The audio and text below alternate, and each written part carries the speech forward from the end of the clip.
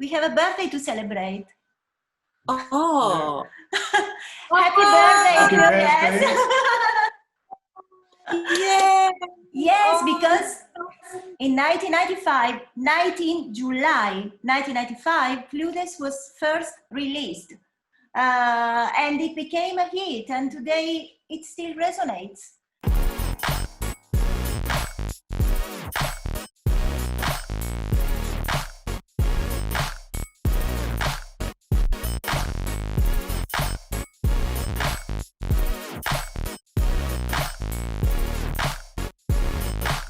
You know, it's so interesting to talk about my job to others, because it's I think there's so much misconception too. People think, oh, you know, maybe actors just wear their own clothes, and in some cases, like Adam Sandler, they do. But even when audiences watch the movie, they don't really understand how much work goes into it. You know, I mean, for me, the most important thing is the script. So really, when I get the script, this is my blueprint, and this is what I have to study. I meet with the director. You know, usually the first meeting is to get the job, or you know the director, you work with them, and I bring a presentation to the room, and we talk about the project. And you know, in the room, you kind of see if you having good connection, creative connection, if we kind of thinking the same way, because I mean, there's interpretation can be endless, you know, of a particular script. For Emmy Heckling, a good example, I did a TV pilot with Emmy Heckling, who directed Clueless. The pilot didn't get picked up, but we connected creatively so beautifully, and really just the way that she looked at fashion and I looked at fashion, we just, you know, we were like sisters in a way. So when she wrote Clueless, I got the call. You know, so it's also forming the relationships. And you know, once you get the job, you get the script, you start breaking down the script and seeing what's happening, what are the characters, what happens to the characters. And then you have more meetings, really getting the director point of view. You're meeting other collaborators, like director of photography, you bring a production designer, you know, so you're really trying to, all the head of the departments come together to just see where we are with this, you know. Is it winter? Is it summer? What the socioeconomic place that they live, the characters? You know, for me, what's really important is kind of the emotional place of the characters. You know, are they happy? Are they depressed? Are they going through an arc in a film? And then I can find out how many changes the character has.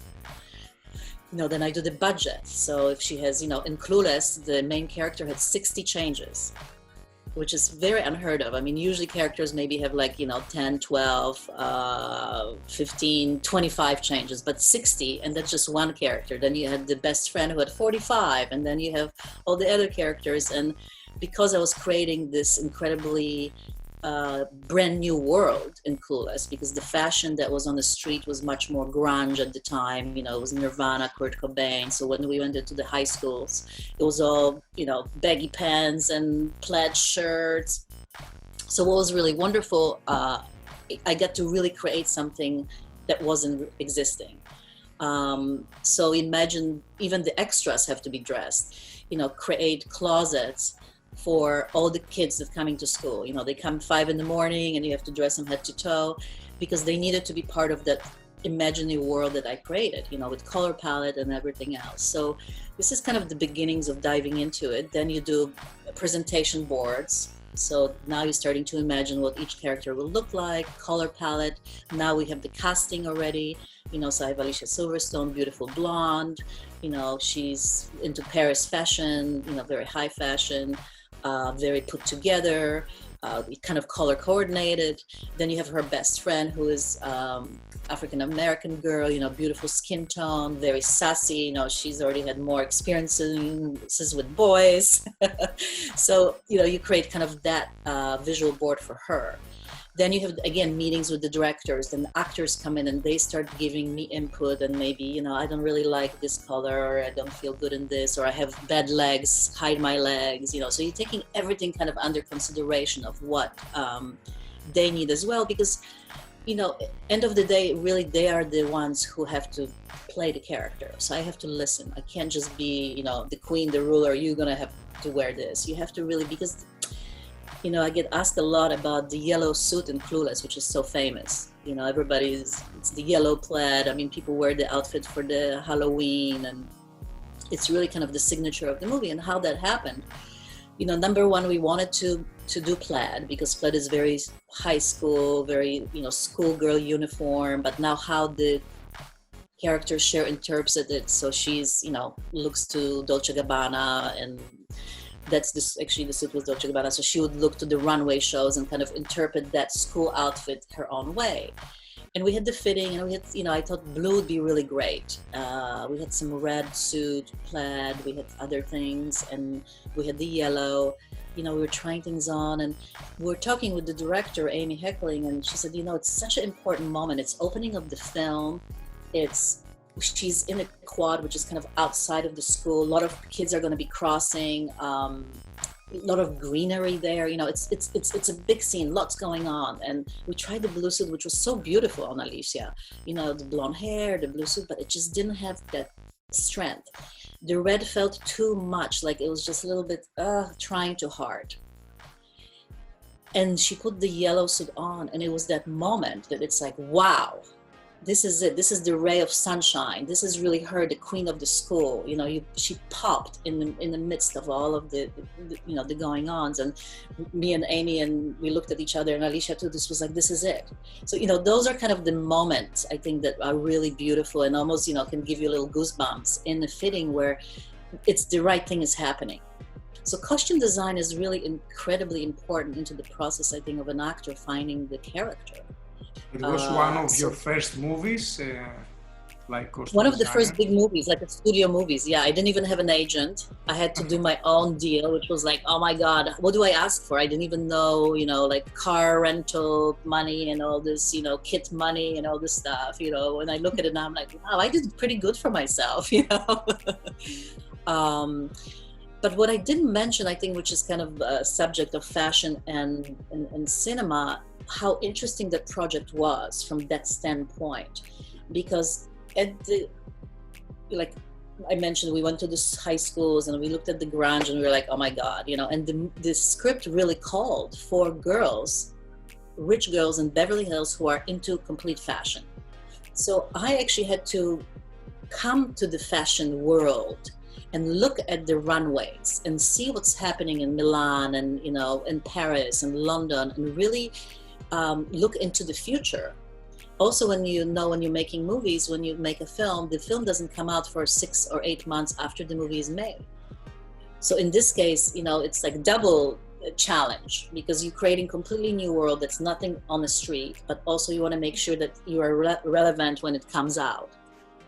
So the other very important thing in the film was that Amy Heckling, the director, wanted to make sure that the girls are not fashion models walking around in their high heels and being over sexy. You know, she wanted to make sure that it looks like high school and feels like high school. So I had to kind of now go to, you know, look at Milan, and imagine, this is before computers. So it was, remember Collezioni magazines, the big Collezioni magazine that were like $100. I had to spend the money to get the books, you know, carry the books, look at the books, cut everything up. You know, really, it wasn't so easy as it now that you can just, you know, Google the collection and see everything. So, you know, it was very challenging. To do it then. It wasn't as easy as it would be now. You know, I got to do a lot of stuff since then digitally. I mean, Enchanted was a really great movie too, because Enchanted, it was Amy Adams, Patrick Dempsey. It was actually animation, 2D animation, like the old school animation with live action. So the character came from animated world into the live action. So the 2D designs became real designs. You know, like I don't know if you've seen the movie, the dress. Yes. And I love it. Crazy. Because, you know, in animation, you know, the princess always is like, has the tiny waist, the big sleeves and the big skirt. But now you have to make that proportion in the live action is crazy. I mean, the skirt was ginormous to make her, Amy Adams, you know, tiny waist, and the sleeves were so big. And she had to run around Times Square, you guys. It was crazy. You know, we had like a little stool to put under her skirt so she can rest. I actually had to design the dress in the 2 parts. So actually it was the dress bustier was one with the overlay, and then the skirt with all the ruffles came as a under. So we could, in between shooting, take the skirt off and she can relax. Because otherwise, you can't even, you know, like in the movie, you can't go through the doorway, you can't go to the bathroom. And so, you know, I think as a costume designer, you have to be smart. You know, in fashion, maybe you can design whatever you want and kind of deliver. You know, as a costume designer, so you have to think about it. Okay, how are they gonna, you know, wear it? They're gonna have to go to the bathroom, or is it gonna be sweaty, or is it gonna be hot? There was a movie I did many years ago too, Night at the Roxbury, which was with two comedians, and they were moving constantly too. So, and they wore a lot of suits. So I actually got the kind of a stretchy suit material, shiny.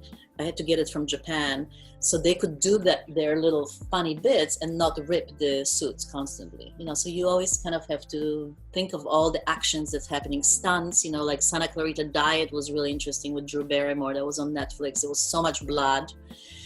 So I had like 5 of outfits or 10 of outfits, you know, because she's biting this, the blood is squirting everywhere. So, you know, being always prepared for that.